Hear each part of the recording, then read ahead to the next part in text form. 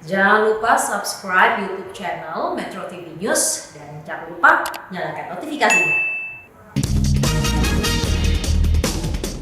Selamat pagi pemirsa, dalam 2 tahun masa pemerintahan Presiden Joko Widodo dan Wakil Presiden Ma'ruf Amin, dunia mengalami tekanan besar yang berdampak pada hampir semua sektor kehidupan. Tekanan berwujud pandemi COVID-19 itu turut mempengaruhi pelaksanaan demokrasi dan stabilitas politik. Pemirsa, nilai editorial Media Indonesia di seri ini Jumat 22 Oktober 2021 dengan tema Rapor Politik Jokowi Amin bersama saya Leonard Samosir. Dan Anda juga nanti bisa menyatakan pendapat Anda dalam topik ini melalui nomor telepon 021 583 99 100. Dan pemirsa, pagi ini telah hadir di studio Metro TV anggota Dewan Redaksi Media Group Don Bosco Slamun. Bang Don, selamat pagi. Selamat pagi, Leo. Sehat-sehat, Bang? Sehat, Leo. Masih pakai masker? Masih. COVID masih ada ya? Masih ada, belum selesai. Karena orang-orang sudah merasa COVID ini sudah lewat. Tapi sebelum kita bahas Jangan kinerja, terjebak pada ilusi atau halusinasi kosong. Gitu. itu dia persepsi Jangan dan dulu, gitu. Iya, persepsi dan kenyataan suka berbeda, Bang. Itu akan kita bahas nanti di editorial. Iya. Tapi sebelumnya kita lihat dulu pemirsa dan Bang Don, ada beberapa berita yang menjadi perhatian media Indonesia untuk hari ini. Yang pertama, ini adalah headline media Indonesia untuk hari ini. Anda bisa lihat di harian Anda, pemirsa. Ya. Cuaca ekstrim ancam daerah. Ini benar-benar terasa karena di hari yang sama kita bisa mengalami hujan besar. Lalu setelah itu panas yang luar biasa juga. Betul. Ini mengantisipasinya bagaimana nih, Bang Don? Ya, ya orang harus mulai siap bahwa kalau menurut ramalan BMKG kan akan ada gelombang tinggi, kemudian akan ada hujan yang mungkin melebihi intensitas lebat begitu. Lalu kemudian orang harus sudah siap dengan akibat ikutannya. Akan ada longsor, akan ada pengungsian, akan ada soal kesehatan di sana. Lalu kemudian kalau untuk yang melaut itu juga akan berpengaruh pada ekonomi mereka. Karena nelayan mungkin harus berhadapan dengan gelombang tinggi dan lebih baik tidak melaut, tapi kan urusan ekonomi harus jalan terus. Gitu. Kalau lihat seperti ini, kita lalu berpikir caranya itu adalah bahwa Anda harus siap menghadapi situasi seperti ini. Situasi seperti ini adalah situasi yang berulang tiap tahun dan itu sering terjadi dan tentu kita harus betul-betul mempersiapkan diri untuk itu. Kemudian kepada pemerintah daerah termasuk di DKI misalnya, semua jalan atau semua langkah untuk mencegah banjir itu atau akibat dari cuaca ekstrem itu sudah harus jalan gitu. Apakah gorong-gorong sudah dibersihkan? Kita sudah lihat ada di mana-mana itu jalan. Tetapi kan kalau kita sudah lakukan maksimal, tapi kemudian tetap aja kalau intensitasnya sangat tinggi dan itu sulit, ya, mau apa lagi gitu. Tetapi kita harus betul-betul berupaya supaya kita tidak mengalami pengulangan hal-hal yang fatal dari perubahan cuaca yang ekstrim ini. Upayanya harus dimaksimalkan dulu supaya kemudian kita bisa bersiap. Kita harapkan kita tidak harus mengarungi banjir lagi, Bang, di tahun ini. Kita tinggalkan itu, kita ke berita selanjutnya kali ini dari halaman 2, halaman dalam di harian Anda, pemirsa. Ini terkait dengan kinerja ekspor. Ekspor Indonesia masih bisa digenjot. Ini memang karena kenaikan harga komoditas, Bang Don.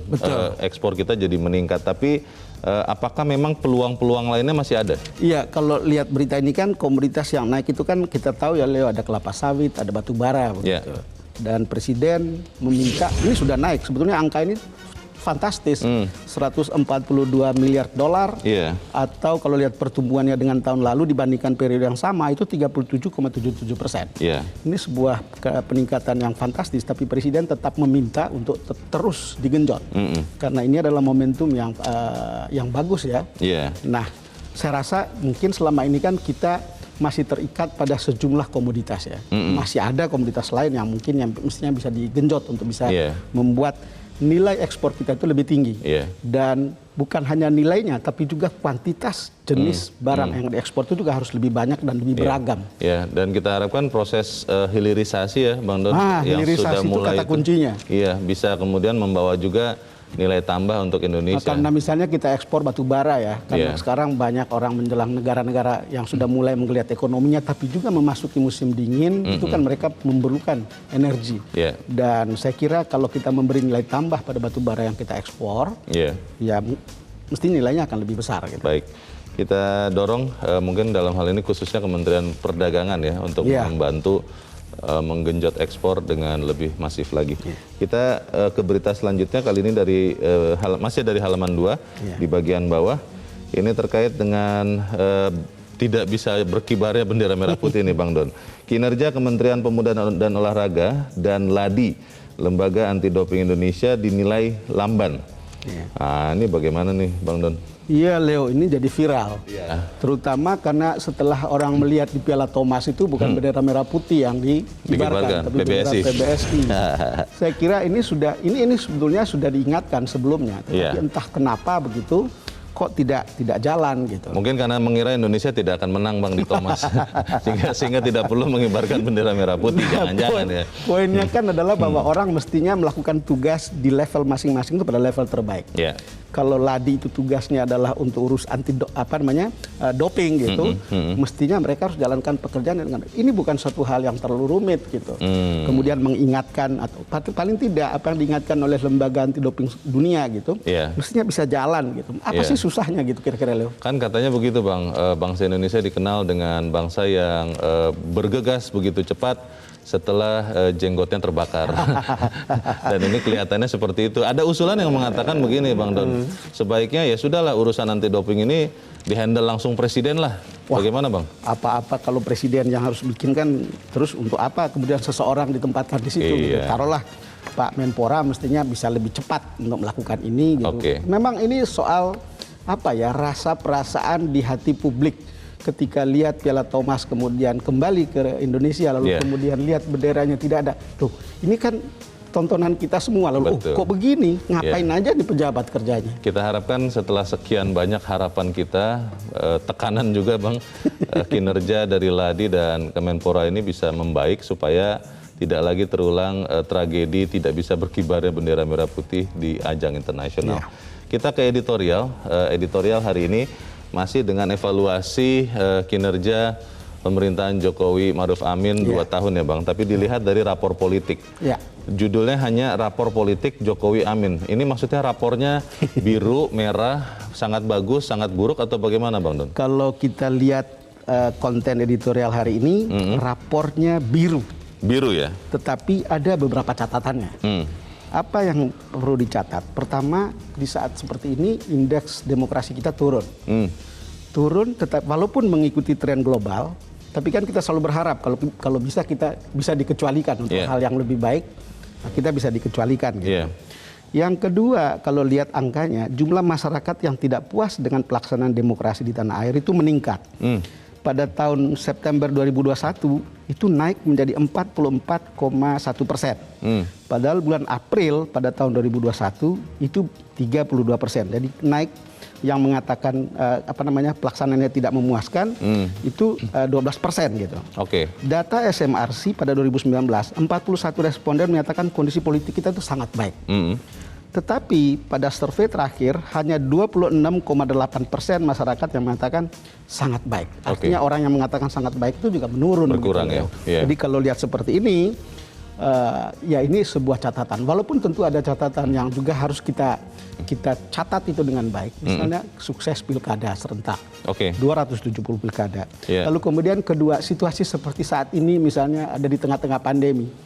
Saya kira bagi siapapun, there is no good news. Hal-hal yang membuat kita bisa tertawa dan memberikan penilaian tentang Leo yang bagus, tapi kadang-kadang karena COVID seperti ini, mungkin akan mempengaruhi cara kita memandang berbagai hal di sekitar kita. Bisa bias, bisa juga tidak murni dan tidak jernih kita melihat. Mungkin ya. Itu pertanyaan yang sangat menarik karena 2 tahun Jokowi Ma'ruf Amin seperti itu juga pandemi ini berlangsung. Apakah benar itu karena pandemi semata misalnya, atau memang ada kinerja politik yang memang harus diperbaiki? Kita akan bahas itu Bang Don, dan pemirsa, inilah editorial Media Indonesia untuk hari ini, Jumat 22 Oktober 2021, rapor politik Jokowi Amin.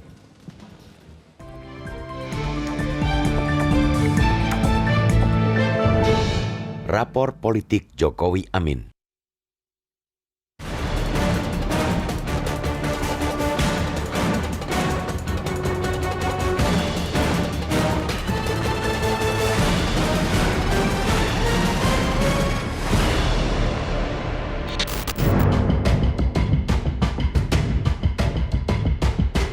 Dalam 2 tahun masa pemerintahan Presiden Joko Widodo dan Wakil Presiden Ma'ruf Amin, dunia mengalami tekanan besar yang berdampak pada hampir ke semua sektor kehidupan.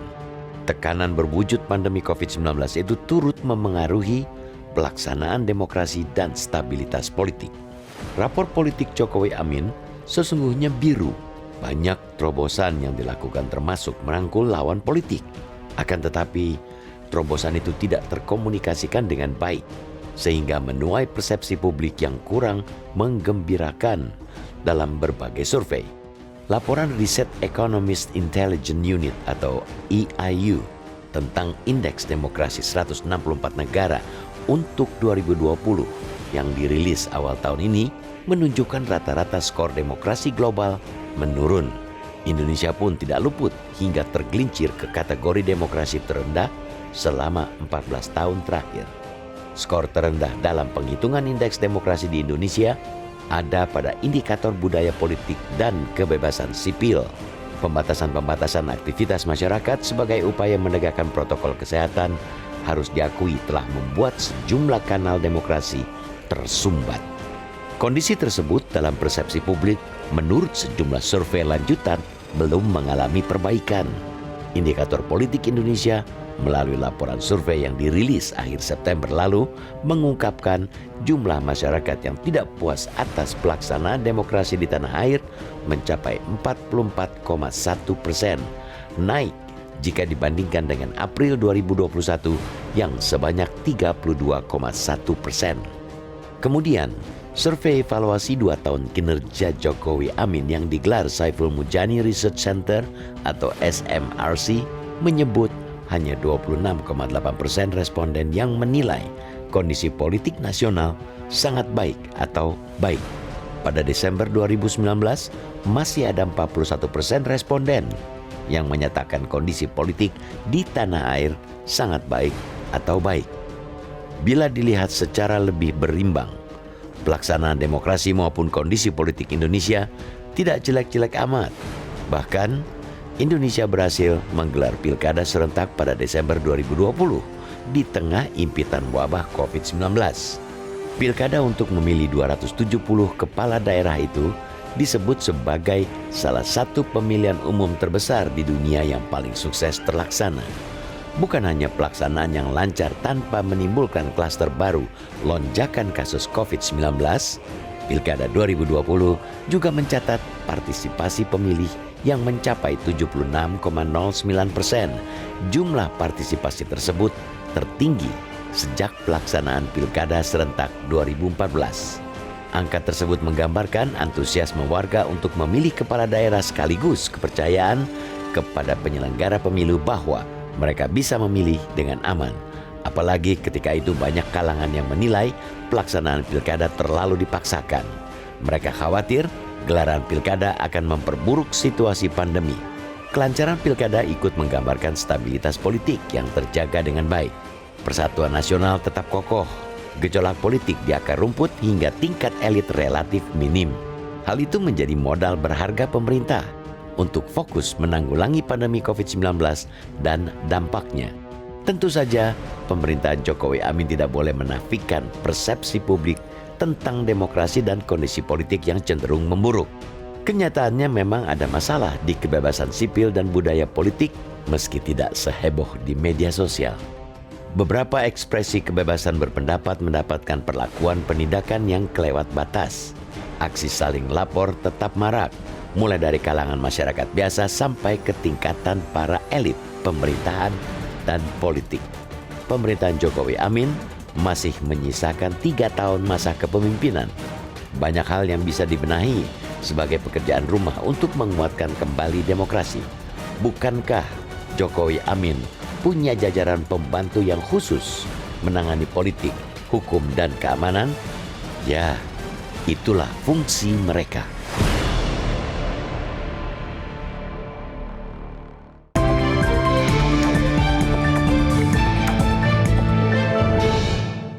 Anda bisa ikut menyatakan pendapat Anda di bagian berikut selepas jeda. Pemirsa, untuk saat ini tetaplah bersama kami. Terima kasih pemirsa, masih bersama kami di Editorial Media Indonesia. Bang Don, sebelum kita lanjutkan diskusi, kita mau bertanya Bang, kita sudah tersambung lewat saluran telepon dengan pengamat politik Muhammad Kodari. Mas Kodari, selamat pagi. Selamat pagi, Leo dan Bang Don Bosco. Pagi Mas Kodari. Mas Kodari, 2 tahun Jokowi Amin memerintah, rapor politik dinilai ada penurunan. Ini berdasarkan sebuah survei. Tapi di saat bersamaan juga kita mengetahui bahwa 2019 sampai sekarang kita terkena pandemi COVID-19. Pertanyaan pertama saya, apakah memang penilaian responden itu murni kepada kinerja di bidang politik atau memang sangat terpengaruh dengan kondisi pandemi yang misalnya kita semua dibatasi mau melakukan apapun sehingga akhirnya dianggap tidak demokratis begitu. Bagaimana Mas Kodari? Kalau menurut saya ini pandangan kualitatif ya. Jadi kita kalau bicara stabilitas politik itu agak terpisah dengan pandemi COVID. Berbeda dengan penilaian terhadap sektor ekonomi. Itu saya lihat sangat terpengaruh sekali dengan pandemi ini. Karena apa? Karena memang sektor ekonomi itu kan menjadi sangat terbatasi, bahkan terhenti ketika ada PPKM misalnya begitu, atau PSBB ya, dulu itu ada PSBB. Nah, walaupun kalau tidak ada stabilitas politik, saya kira penanganan pandemi ini akan jauh lebih sulit dibandingkan dengan yang kita hadapi sekarang ini. Saya kira kita beruntung bahwa politik kita relatif sangat stabil ya, minimal di elit politik begitu. Coba bayangkan kalau misalnya tidak ada Prabowo di dalam pemerintahan. Waduh, saya kira akan sangat sulit bagi pemerintah untuk bisa melaksanakan PSBB dengan implikasi terhadap ekonomi yang begitu berat. Membutuhkan membutuhkan dana yang sangat besar. Kita tahu bahwa dana yang dialihkan kepada penanganan pandemi COVID lewat program PCPN itu sangat besar ya. Dan kita bicara mengenai vaksin sekalipun juga akan sangat sulit karena kita tahu bahwa penerimaan terhadap vaksin dari temuan-temuan survei juga ini berbagai lembaga itu menunjukkan adanya perbedaan penerimaan terhadap vaksin menurut pilihan calon presiden gitu. Jadi itu efek dari pertarungan politik yang lalu juga masih terasa sampai sekarang begitu ya Mas Kodari ya? Masih. Karena memang pilihan-pilihan politik di Indonesia per hari ini menurut saya tidak semata-mata didasari pertimbangan yang katakanlah bersifat rasional plus minus, tetapi juga mengandung nilai-nilai identitas ya, bahkan nilai-nilai dalam tanda kutip sakral gitu. Terminologi kalau dalam ilmu politik itu sacred values. Jadi sacred values itu menentukan sikap terhadap politik begitu dan kebijakan publik. Jadi intinya begini, kalau mau melihat politik Indonesia, coba bayangkan kalau tahun 2019 Prabowo itu tidak ada di dalam pemerintahan sampai dengan sekarang. Menurut saya akan jauh lebih sulit untuk bisa menangani pandemi ini. Begitu. Jadi menurut saya sih ada kemarin siapa yang bilang jenius, menurut saya barangkali konteksnya itu gitu. Walaupun siapa yang tahu bahwa ada pandemi ya. Ada pandemi. Mas Kodari, tapi menurut saya pandemi ini membantu kita membayangkan kalau nggak ada Pak Prabowo dalam pemerintahan, ini the whole different story, akan sangat berbeda ceritanya. Begitu. Kalau kita bicara tahun politik kan masih 2024 harusnya, tapi kalau kita lihat hari-hari ini kan sudah mulai ramai ya, ada menteri, ada tokoh politik, ada pimpinan lembaga tinggi negara yang mungkin akan nyapres, nyawapres begitu. Ini akan membuat instabilitas meningkat tidak di sisa 3 tahun pemerintahan Jokowi Amin? Tergantung dari manuver yang dilakukan oleh para calon ya. Karena pertama begini, konteksnya kenapa sekarang menjadi ramai? Karena ada persepsi, ada asumsi begitu ya, dan tidak salah kalau kita bicara aturan yang ada sekarang bahwa tahun 2024 itu kan tidak ada petahana lagi gitu, tidak ada Pak Jokowi. Dan itu sudah lazim. Di daerah pun juga begitu, pilkada juga begitu. Kalau tidak ada petahana yang nongol banyak gitu, itu pertama. Jadi ini sesuatu yang sangat alami gitu. Yang kedua tergantung ke mana arah dan tujuan dari manuver-manuver tersebut begitu. Kalau kita bicara kabinet misalnya, kalau yang dilakukan, manuver yang dilakukan itu dalam kerangka untuk memperkuat pemerintah, ya, menyukseskan kebijakan atau pembangunan dengan logika bahwa kalau programnya sukses, program sukses, maka kemudian masyarakat akan memberikan apresiasi, itu bagus justru. Justru menjadi insentif yang bagus, kan begitu. Tetapi kalau kemudian ada yang nembak kaki sendiri, mensabotase program pemerintah, nah itu yang gawat, dan menurut saya itu yang harus diperhatikan gitu loh. Kalau ada pejabat pemerintah di kabinet begitu, kemudian malah mensabotase pemerintah, itu yang bahaya. Cuman kalau kepala daerah ini agak rumit, Leo, agak rumit nih. Karena bagaimana mekanisme ketika pemerintah pusat ke kanan, dia ke kiri gitu misalnya. Pemerintah pusat lurus, dia belok. Nah itu yang gawat, itu yang bisa menimbulkan gejolak politik dan berpengaruh terhadap kebijakan publik. Begitu, Leo. Baik. Terima kasih Mas Kodari untuk analisis politik Anda. Selamat pagi. Sama-sama. Baik-baik saja, salah satu faktor utama karena Prabowo masuk ke pemerintahan. Apakah hanya karena itu kemudian rapor politik Jokowi Amin seperti sekarang, Bang Don? Leo, tentu banyak faktor ya. Iya. Kan ada beberapa hal. Soal pelaksanaan demokrasi kita di lapangan kan secara teknis ada beberapa soal. Misalnya orang bikin mural lalu kemudian aparat nangkap. Lalu orang bikin kritis lewat sosmed, orang dijebak atau dijerat dengan undang-undang ITE. Bukan tidak boleh, tetapi beberapa kalangan mengatakan itu berlebihan. Itu yang pertama. Yang kedua kan praktek korupsi itu kan besar ya. Terjadi. Dan itu mempengaruhi cara orang melihat politik kita. Lalu kemudian upaya kementasan kemiskinan juga belum tuntas, termasuk pengangguran.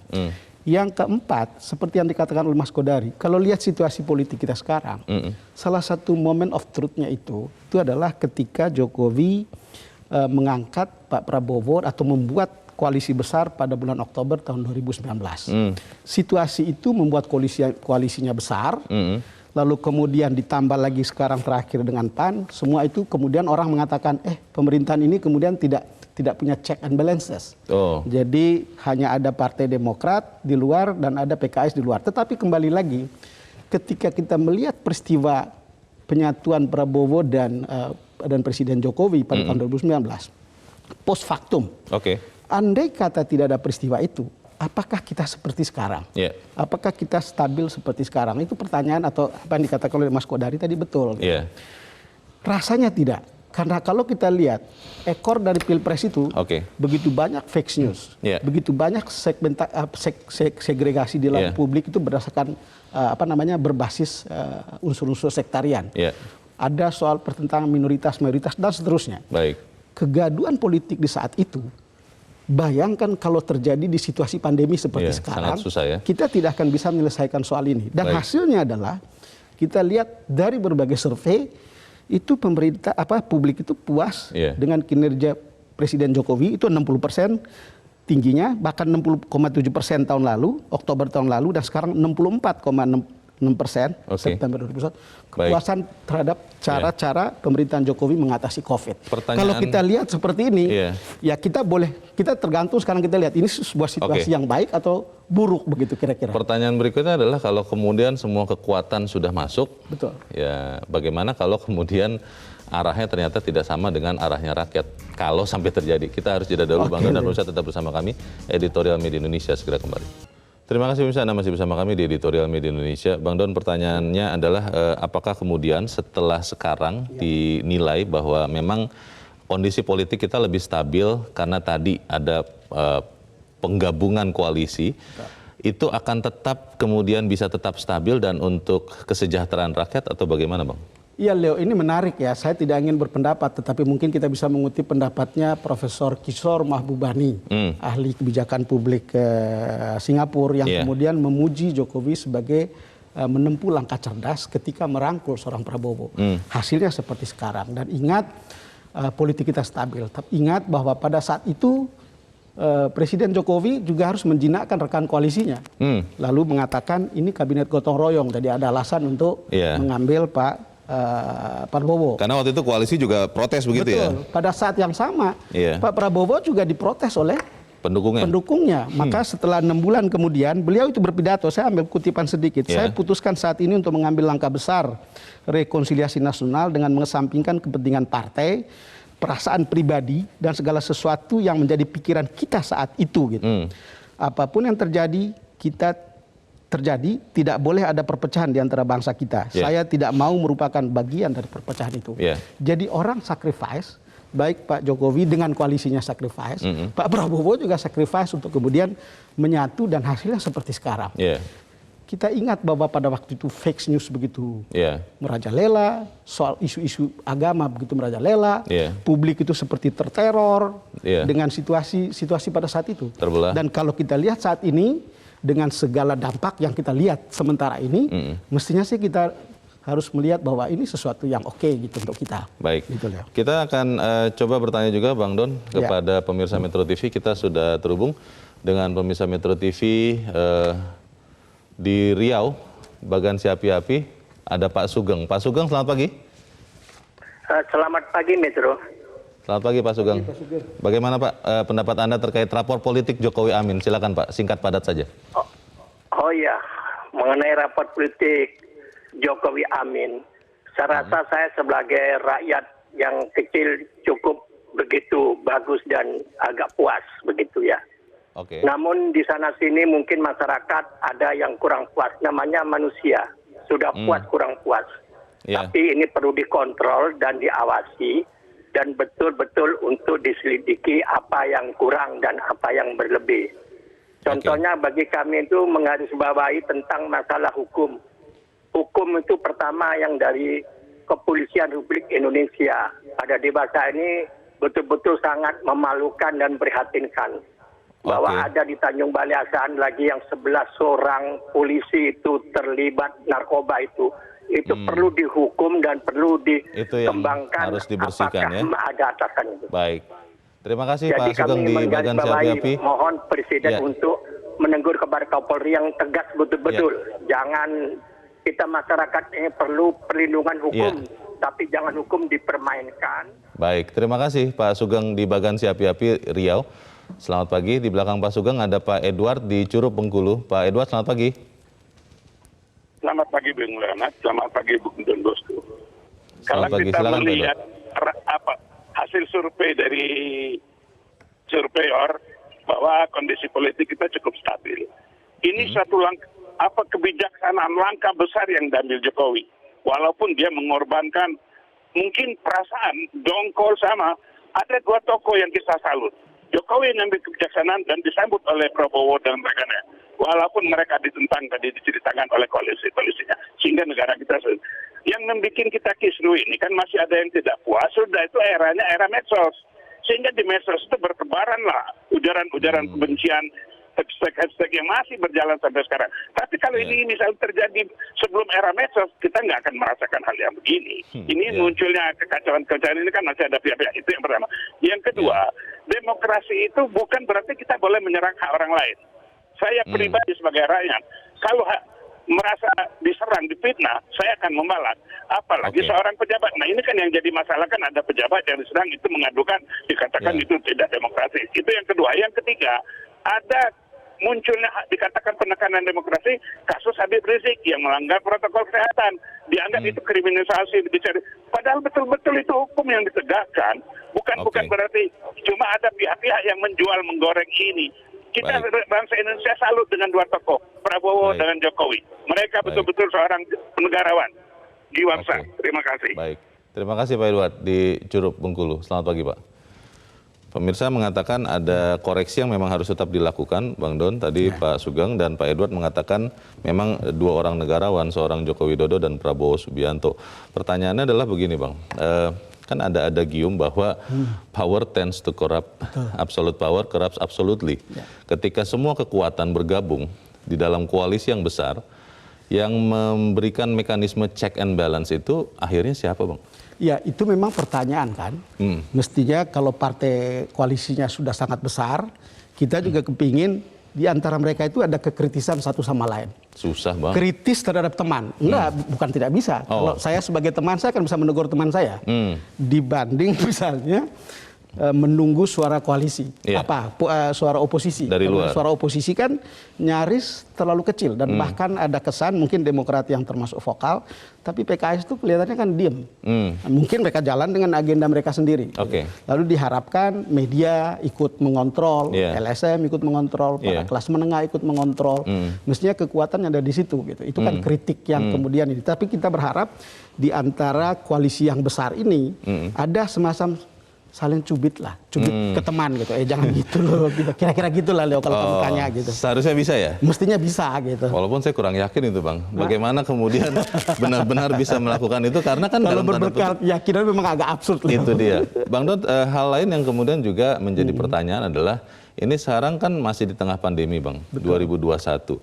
Tapi kita melihat sudah mulai ramai untuk Capres 2024. Tadi Mas Kodari mengatakan karena 2024 tidak ada petahana, biasanya akan muncul banyak calon-calon begitu. Nah, ini bukankah berpotensi untuk membuat stabilitas politik ini mulai terganggu lagi, Bang? Ya ini persoalan yang menarik, Leo.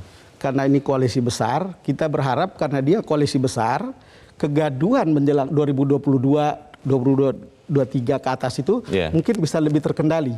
Bayangkan kalau itu tidak koalisinya besar, gitu. Tetapi seperti apa kita belum tahu seperti apa manuvernya. Misalnya sekarang kita bicara di PDIP gitu.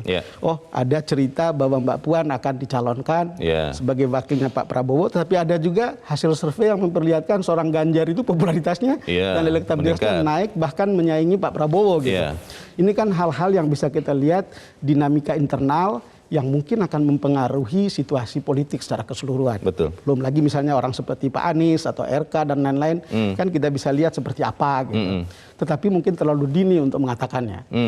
Sekarang ini, walaupun secara umum dikatakan bahwa 2 tahun atau 2,5 tahun sebelum Pilpres, itu sebetulnya situasi politik itu akan memanas. Betul. Mungkin kali ini akan sedikit berbeda ketika kemudian koalisinya besar. Gitu. Misalnya apakah seseorang misalnya anggota koalisi gitu lalu tiba-tiba mencalonkan diri sebagai presiden gitu, calon presiden jauh sebelum Pilpres begitu.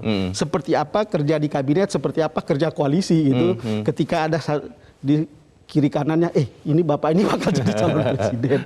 Tapi kita masih spekulatif gitu. Baik, soal kinerja dan persepsi kadang-kadang tidak sejalan Bang. Karena memang ada orang-orang yang bekerja berprinsip yang penting saya kerja, tidak usah mengatakan apa yang saya kerjakan.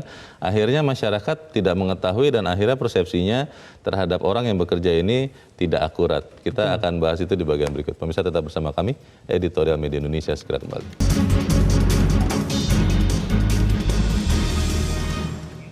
Terima kasih pemirsa Anda masih bersama kami. Kita di bagian akhir diskusi kita pagi ini. Bang Don, kalau melihat survei yang sudah jadi bahan untuk rapor politik, apa yang ke depan harus dilakukan oleh Jokowi dan Ma'ruf Amin?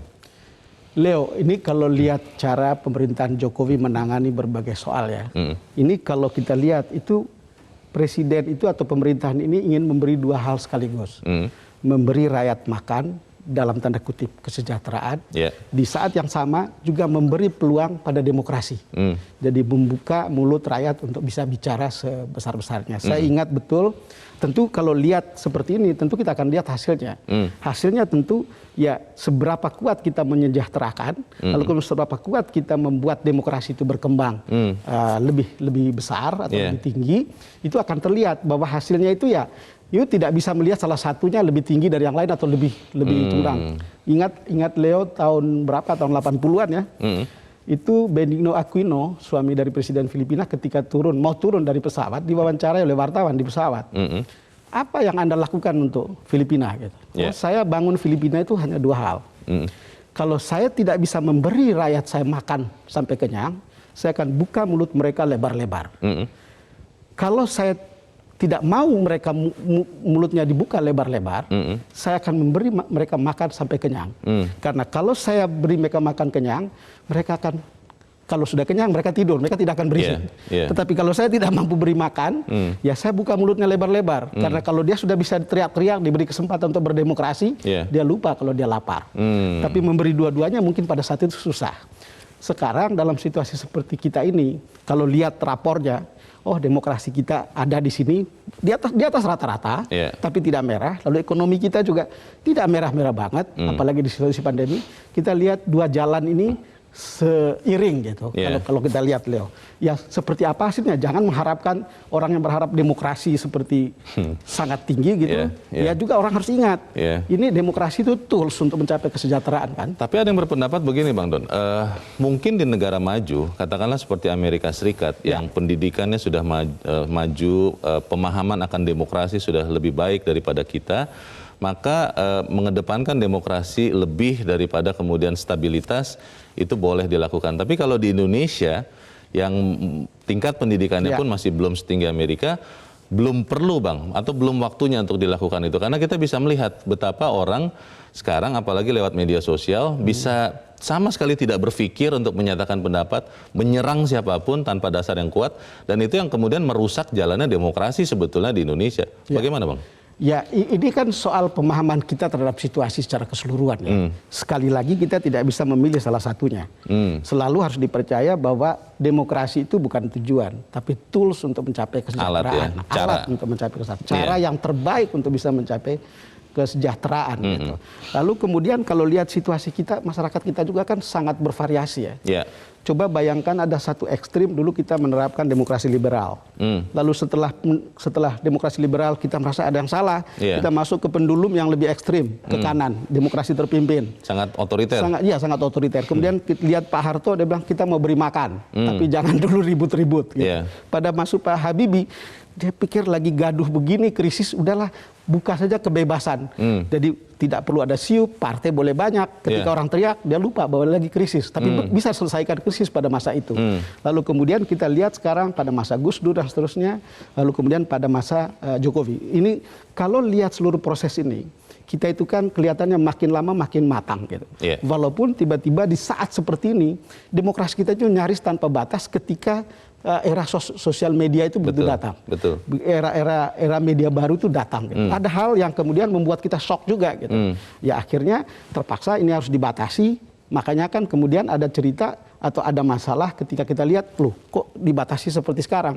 Tetapi you mau pilih, you mau gaduh dengan dasar yang tidak jelas, atau kita lebih teratur sedikit, tetapi kemudian kita bisa lebih membangun. Pilih ini bukan pilihan yang gampang, tetapi kalau bisa jalan dua-duanya, itu akan dicatat dalam sejarah bahwa kita kita punya basis yang baik untuk kemudian maju gitu. Memang sisa pemerintahan Jokowi Ma'ruf Amin masih ada 3 tahun ya Bang ya, sampai masih 2024. Tapi kan kita juga berpikir lebih panjang lagi. Itu juga mungkin yang dipikirkan oleh beberapa orang yang kemudian